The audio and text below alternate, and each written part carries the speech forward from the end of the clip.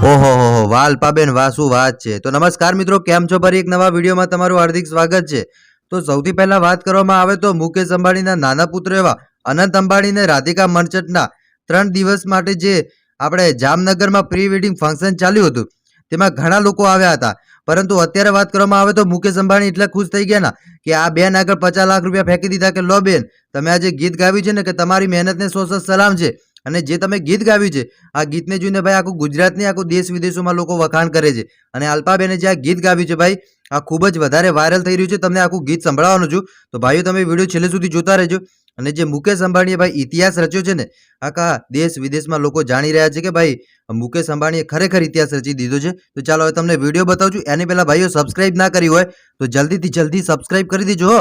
ચાલો સૌથી પહેલા વિડીયો જોઈ લો।